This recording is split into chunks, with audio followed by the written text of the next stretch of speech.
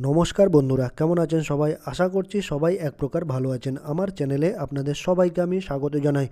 আরও একটি নতুন ভিডিও নিয়ে আপনাদের সামনে আমি আজকে উপস্থিত হয়ে গেলাম।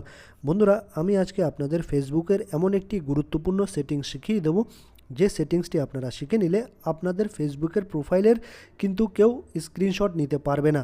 অর্থাৎ আপনাদের ফেসবুকের প্রোফাইলের ফটো কেউ তুলে নিতে পারবে না। আপনারা চান যে আপনাদের ফেসবুকের প্রোফাইলের স্ক্রিনশট কেউ না নিক, অর্থাৎ আপনাদের ফেসবুকের প্রোফাইলটা যাতে নিরাপদ থাকুক আর আপনাদের ফেসবুকের প্রোফাইলটা যেন অন্য কাউকে শেয়ার করা না হোক। ঠিক আছে, অনেকেই আছে যে অনেক ব্যক্তি আছে যে ফেসবুকের স্ক্রিনশট তুলে নেয় বা ফটো তুলে নেয় বা যার তার কাছে আপনার প্রোফাইলটা শেয়ার করে দেয়।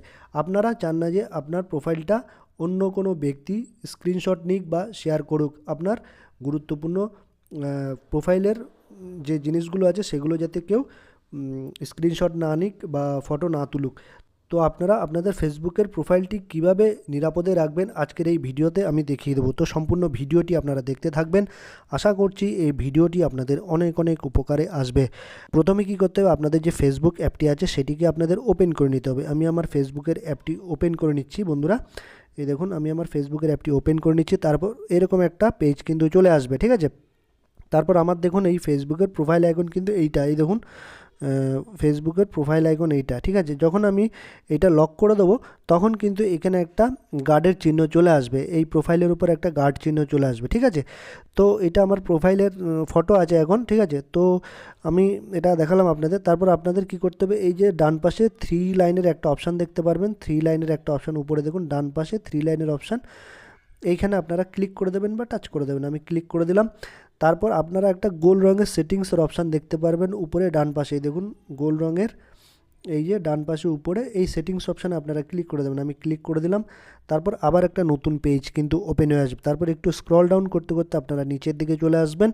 নিচের দিকে চলে আসলে একটু দেখুন অডিয়েন্স অ্যান্ড ভিজিবিলিটির নিচে কিন্তু একটা অপশান দেখতে পারবেন প্রোফাইল লকিং, একটা চাবির আইকন দেখতে পাবেন। এই দেখুন প্রোফাইল লকিং। ঠিক আছে, এই প্রোফাইল লকিংয়ে আপনারা ক্লিক করে দেবেন বা টাচ করে দেবেন। আমি প্রোফাইল লকিংয়ে ক্লিক করে দিলাম।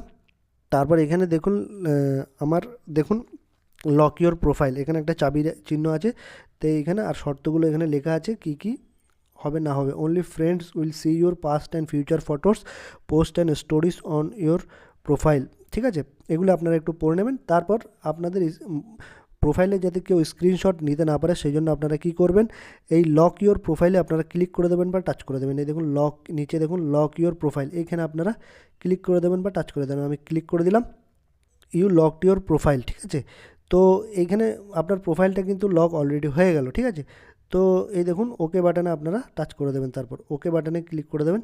ঠিক আছে, ওকে বাটনে আপনারা ক্লিক করে দেবেন। ঠিক আছে, তারপর এখানে একটা লেখা উঠে এসছে, দেখুন বন্ধুরা এই লেখা আছে ইউ লকড ইউর প্রোফাইল। এই দেখুন একটা চাবির আইকন কিন্তু চলে এসছে অলরেডি। ঠিক আছে, তারপর আপনারা যদি আপনাদের প্রোফাইলটা আনলকও করতে চান তাহলে কিন্তু আনলকও করতে পারেন। কীভাবে আনলক করবেন, এই দেখুন আপনাদের আমি দেখিয়ে দেবো। এই 3 ডটের একটা অপশান দেখতে পারবেন উপরে ডান পাশে, এইখানে আপনারা ক্লিক করে দেবেন। ক্লিক করে দেওয়ার পরে আপনাদের একটা অপশান দেখতে পাবেন ভিউ অ্যাসের নিচে আনলক প্রোফাইল। এই আনলক প্রোফাইলে আপনারা ক্লিক করে দিলে কিন্তু আপনার প্রোফাইলটা কিন্তু আনলক হয়ে যাবে। ঠিক আছে,